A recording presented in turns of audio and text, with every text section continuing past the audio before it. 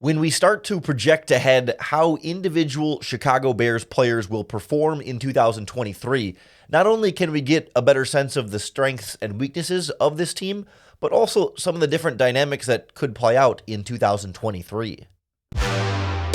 You are Locked On Bears, your daily Chicago Bears podcast. Part of the Locked On Podcast Network, your team every day.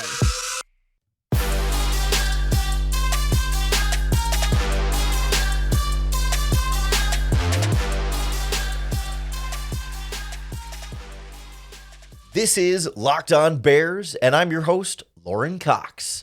I'm here to bring you your daily, in-depth Chicago Bears news and analysis. You can follow me on Twitter at CoxSports1. You can follow the podcast on Twitter at Locked On Bears. You can like Locked On Bears on Facebook. Join the Locked On Bears Facebook group for even more Bears talk. And make sure you hit that subscribe button on the Locked On Bears YouTube channel to keep up with all of our video podcasts as well. Thanks for making Locked On Bears your first listen today. Today's episode is brought to you by FanDuel Sportsbook, official sportsbook of the NFL. Make every moment more. Visit FanDuel.com/lockedon to get started today. On the show today, we look at some projections for the Chicago Bears in 2023, specifically individual player projections, some stat calculations on where Justin Fields will perform this season, Khalil Herbert, every individual contributor on this Bears offense and defense via our friends at ESPN Fantasy. And I kind of want to use those not as, the end-all, be-all prediction of what's going to happen this season, but more so a benchmark that we can look at from an over-under perspective. Do we think the players will do better or worse than that? And some of the different dynamics that might come into play with projecting how players do this year compared to what we've seen from previous years, and how to project how much better things will be when there are so many unknowns. The source here is from Mike Clay of ESPN. He's one of their fantasy football writers and analysts. He kind of launched Pro Football Focus's fantasy wing back in the day before he made the jump over to ESPN. And every year for ESPN, Mike Clay does calculated projections of how every player, or at least every contributing player, will do for their team for fantasy purposes. Now, fortunately for us, that includes quarterbacks, running backs, wide receivers, tight ends, but then also individual defensive players for that style of fantasy football.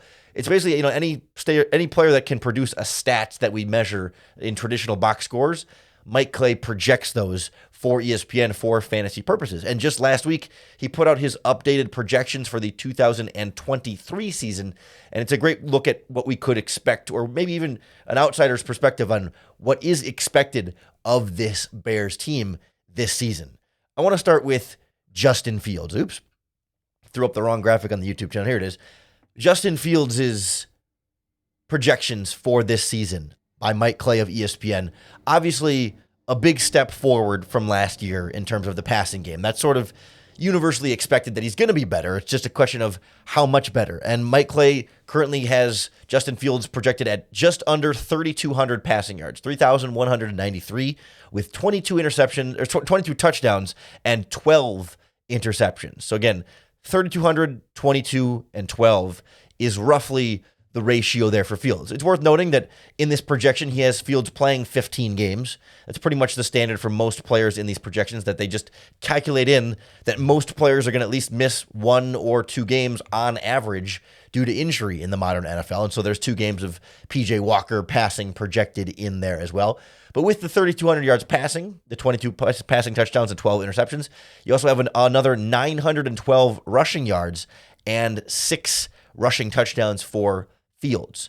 I believe based on Clay's projections, that made him like a top 6 or so fantasy football quarterback when you combined rushing and passing yards and touchdowns. But in terms of the Bears offense as a whole, I believe that total for passing would be 31st in the NFL in passing yards, just ahead of the Colts, who he has with fewer passing yards, and just behind the Atlanta Falcons, who he has with just slightly more passing yards. So still expecting a close to the bottom of the NFL projection in total passing yards, I should say specifically, for this Bears offense. And yet, if Justin Fields threw for that exact projection, right, the 3,193 yards, that would be tied for the 7th best individual passing season in terms of passing yards in Chicago Bears history. It's tied down to the very yard for Rex Grossman in 2006, his season that year. He also threw for exactly 3,193 yards, which was and still is 7th highest in any single season in Chicago Bears history. So, yes, we all want and hope for Justin Fields to be better than second to last in terms of quarterback passing yards, I believe, among starters in these projections. But at the same time, it's 1,000 more yards than he passed for last season in the same number of games. 15 games is what he's projected for this year. 15 games is what he projected last year. So it's very clearly a step forward in terms of the passing game, but it's not the Jalen Hurts going to win MVP level step forward, but it is a very key step forward in this passing game. And to me feels like it feels to me like fairly middle of the pack in terms of projections, right? Like I think you could probably maybe slightly on the lower end, but I think the more pessimistic people will say he struggles to hit 3,000 yards because he's just not good as a passer is kind of the narrative there. And that the high end projection would be like closer to 4,000 yards. So maybe it's a little bit on the lower end at 32, but I think pretty reasonably like 33, 34, 3,500 yards seems to be about right, about middle, the Goldilocks here, like this one's too hot, this one's too cold, this one's just right. Like this one might be a little bit too cold for me. I would project a little bit more in terms of the passing yards here, but it kind of depends on the offense as a whole, right? This would still be with Justin Fields leading the way with 912 rushing yards, still the second leading rushing offense under Mike Clay's projections for this season. It's still going to be a team that runs the ball more heavily than they pass the ball. This projection with more total rushing attempts than passing attempts over the course of the season and being very good at running the ball. And so it's again a reminder too that the box score of how many of Justin Fields' completion percentage, passing yards, touchdowns, and interceptions might not be the best measurement of how successful his season is, right? These box score stats capture something. They capture many important things, but it's not always a purely great reflection of him based on what he's being asked to do and how we sort of track those things for the quarterback position compared to other quarterbacks that might be in a more traditional pass-happy situation in a more, stable passing offense in that way. I think these projections from Mike Clay show improvement that we want to see, but I think more important will be what we see with our eyes, right? And what we see that's not measured as much in the box score as far as his development as a quarterback, how well he's seeing the field, how quickly he's making decisions, how smart he is being with the ball. And that's going to be more important than exactly what the passing yards and passing touchdowns number is. I think it gets interesting when you try and sparse out, like these projections always add up, right? So if Justin Fields is throwing for 3,200 passing yards, then that's exactly 3,200 or 3,193.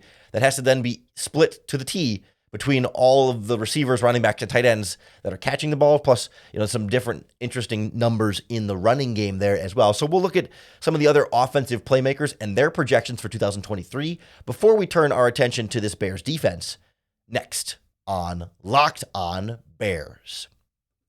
The Locked On Bears podcast is brought to you by our friends at FanDuel, America's #1 sportsbook. Certainly baseball season is in full swing, and there's no better way to get in on that action than with FanDuel. But you can also look ahead to football season and bet on what's going to happen this upcoming year. Right now, new customers to FanDuel will get a no-sweat first bet up to $1,000. That's up to $1,000 right back to you in bonus bets if your first bet doesn't win. You just have to go to FanDuel.com/locked-on to join today. So whether you want to bet Justin Fields' production this season, his MVP odds, whether the Bears win or lose week 1, there's odds for Bears-Packers already, and where the Bears finish in the NFC North, plus, of course, baseball season in the thick of things. So many different ways to play at FanDuel, and you really got nothing to lose with your first bet thanks to their no-sweat first bet. It's up to $1,000 back to you when you join FanDuel today. Just go to FanDuel.com/locked-on to sign up.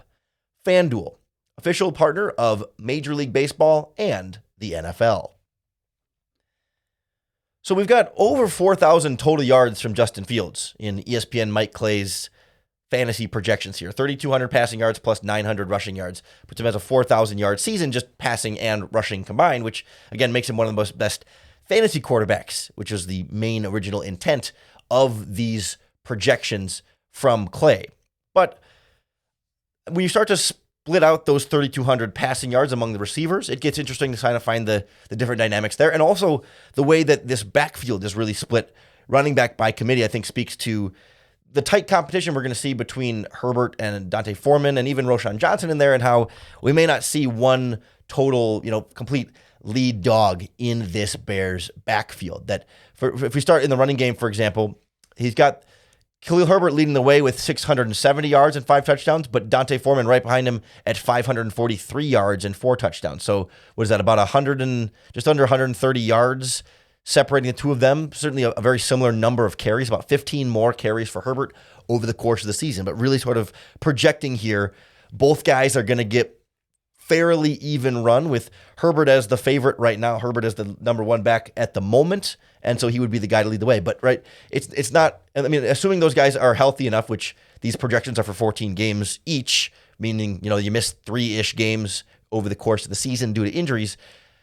As long as both guys are healthy, neither one is likely to just take over and be the sole lead dominant running back in this competition here, right? Like, you're not going to see one guy get all the yards to be 1,200 yards and the other guy be really, at the bottom of the barrel. You think back to last season with Montgomery and Herbert. Last year, David Montgomery had 801 yards. Khalil Herbert had 731.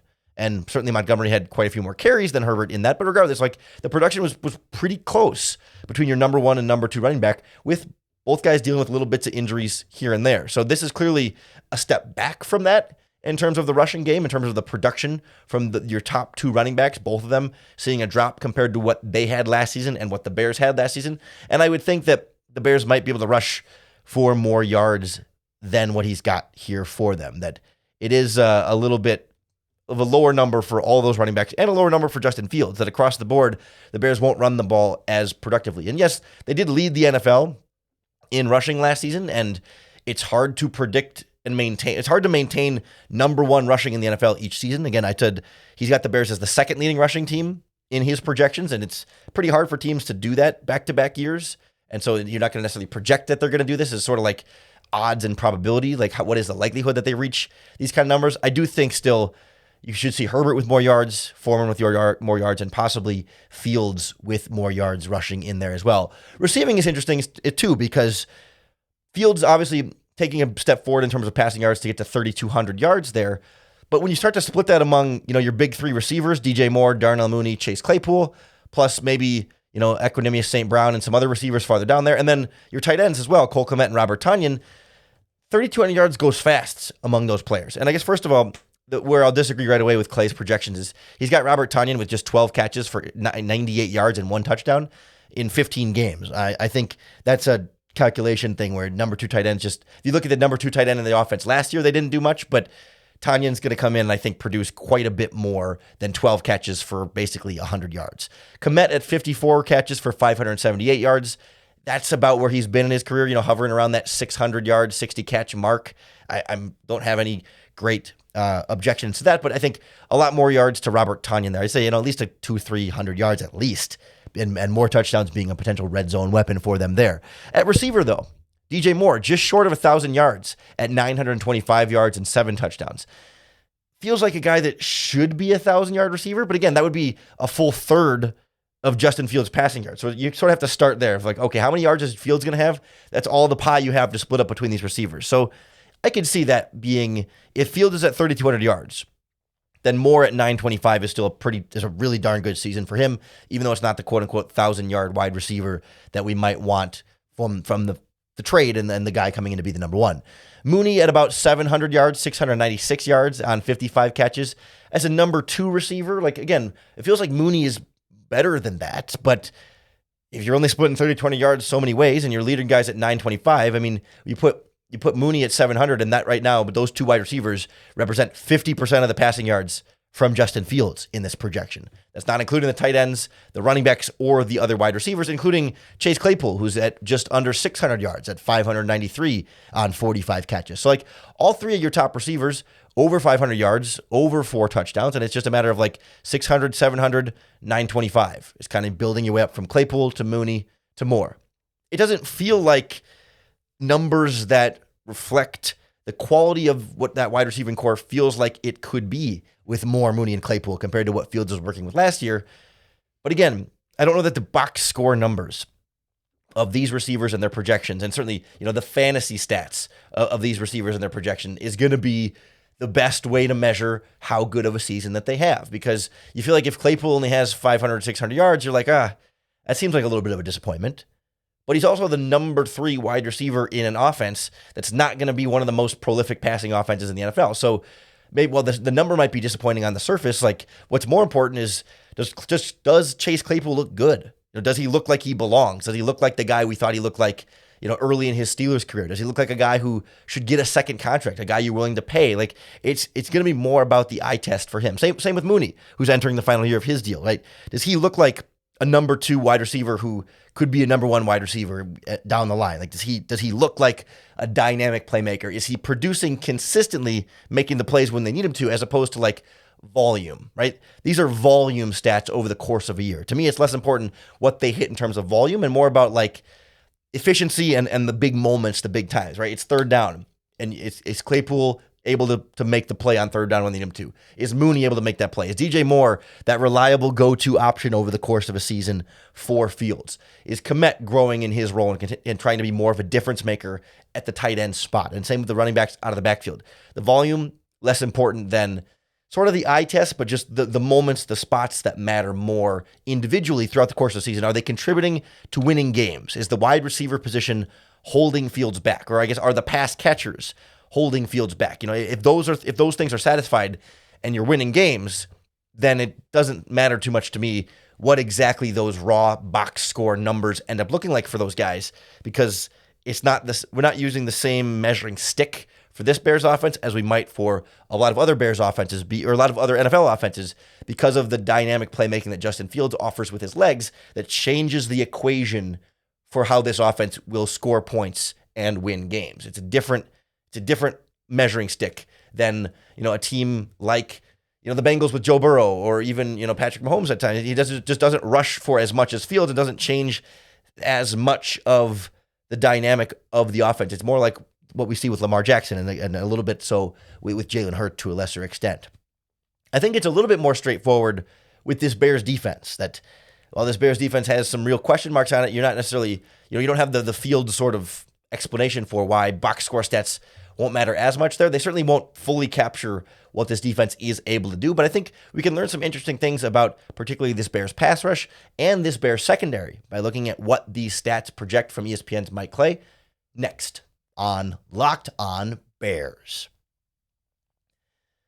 Projecting individual defensive player stats to me seems incredibly difficult, and I certainly give ESPN's Mike Clay all the kudos in the world for going through this process with all 32 teams. And it's worth noting, I mean, he's one guy. I'm sure he's probably got people that help him with it, but like, there's always going to be things that, you can always add more time to it, more context to it, and make mistakes. And these are not perfect projections, and we're certainly, we're not accepting them as perfect projections. And we're here to critique and look at where they're well and where we disagree, and where we might think over and where we might think under in terms of what the projections say. And defense gets interesting here because of all the questions on what this Bears defensive line is going to look like, and all the youth really across this Bears secondary, not named Eddie Jackson. But I was particularly interested by this defensive numbers when it comes to the sack numbers, which again is not the best way of fully measuring an individual player's pass rushing ability. It is one way of measuring their success as a pass rusher. But, like if you look at the snaps versus the sacks, right? He's got Justin Jones with 4 sacks. He's got DeMarcus Walker with 4 sacks. He's got Trevis Gibson with basically 6 sacks. He's got Dominique Robinson with 5 sacks and Rasheem Green with 5 sacks. It's really evenly distributed and split around really 5 main players there.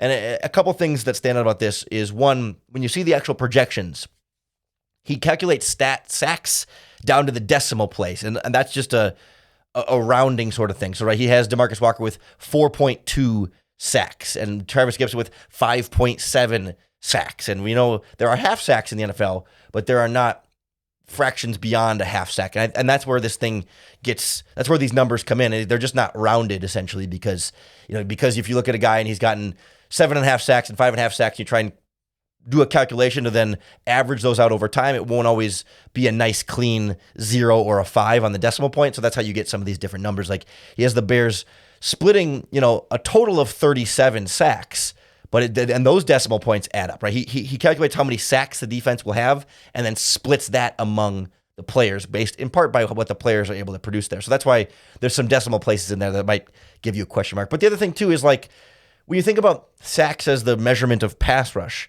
he's got Justin Jones playing 704 snaps this season. Not all pass rushing snaps, but snaps. And getting 4 sacks on those 704 snaps. And I don't know that those 4 plays are going to be the best measurement of what Justin Jones does as a pass rusher. Because there's going to be all those other pass rushing plays where he gets a quarterback hit, but not a sack. Where he hurries the quarterback, but doesn't get a sack or a hit. Or plays where he either beats his man and forces the quarterback to get rid of the ball sooner without actually hurrying him, or takes the attention away from, draws a double team and takes attention away from other pass rushers who can then get to the quarterback, and that's valuable in any individual player's pass rush. So sacks is not the perfect example here. I believe he has the Bears with the fewest sacks of any team in the NFL, though. But I also think as you look at these projections, there's a few things to stand out. One, like last year, Jaquan Brisker led the Bears in sacks. So it shouldn't be too big of a surprise that you come in with probably low projections based on recent history for how this Bears team will do from a pass rushing standpoint. There's not a lot of proven, consistent pass rushing talent on this team that has been consistently productive over recent years. Also, he has DeMarcus Walker playing primarily interior defensive tackle snaps as sort of the third defensive tackle, only 455 snaps.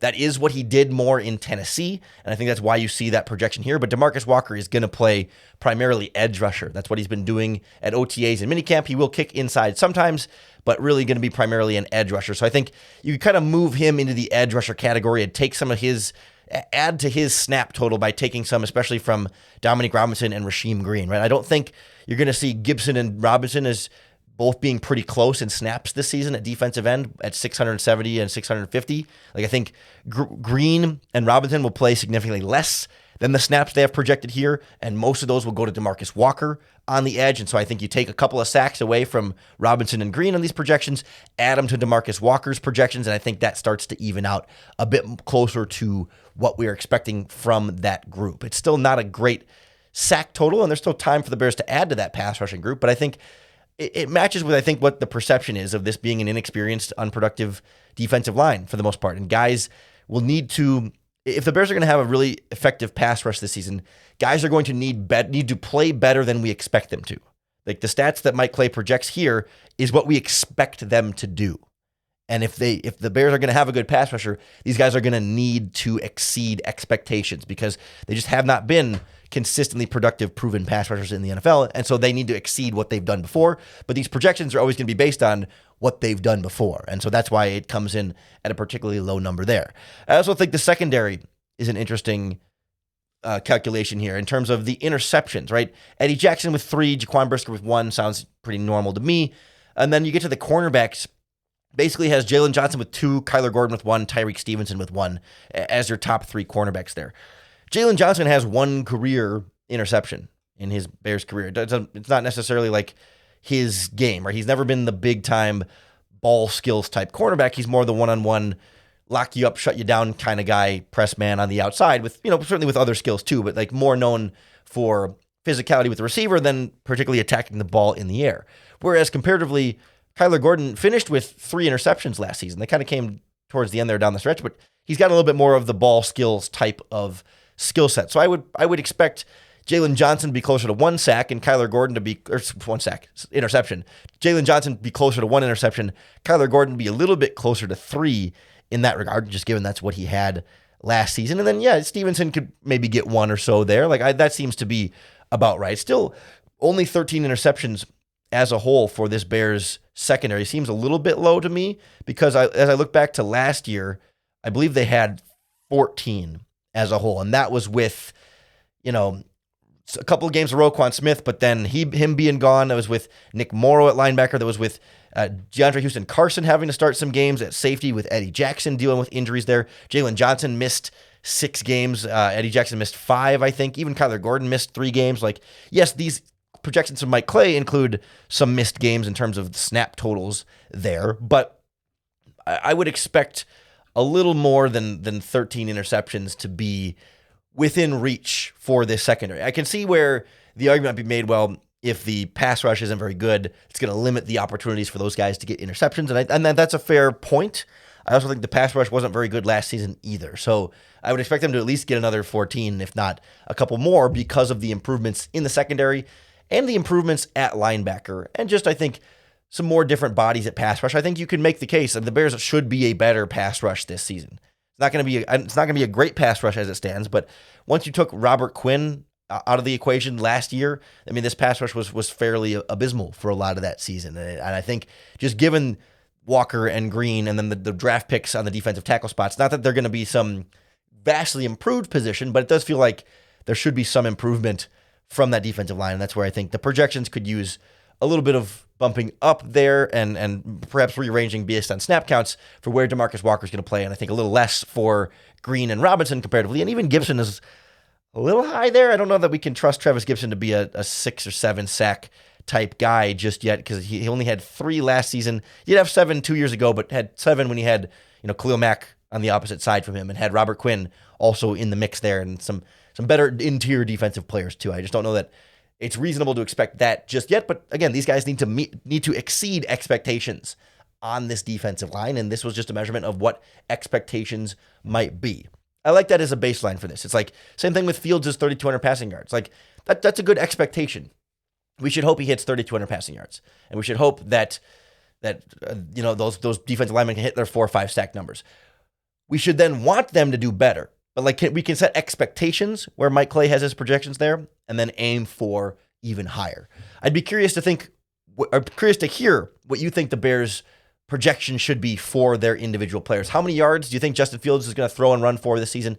How many receiving yards do you think DJ Moore is going to have? How many rushing yards are all these Bears running backs going to have? And certainly on defense, how many interceptions, how many sacks, how many tackles? What are you expecting from your Bears players? Let us know in the comments here in the Locked On Bears YouTube channel. You can tweet us at Locked On Bears, or you can post in the Locked On Bears Facebook group to keep the conversation going there as well. However you do it, just make sure you hit that subscribe button on YouTube or wherever you listen to podcasts.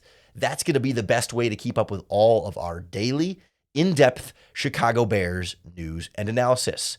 Thank you for making Locked On Bears your first listen today. We're part of the Locked On Podcast Network, your team every day, although we're in our slow part of the offseason where we're down to just 3 days a week instead of 5. Monday, Wednesday, Friday is kind of the schedule we've been operating on right now, and we'll keep that mostly intact until we get a little closer to training camp, like mid-July, and we'll ramp right back up to a full 5 days a week of the podcast.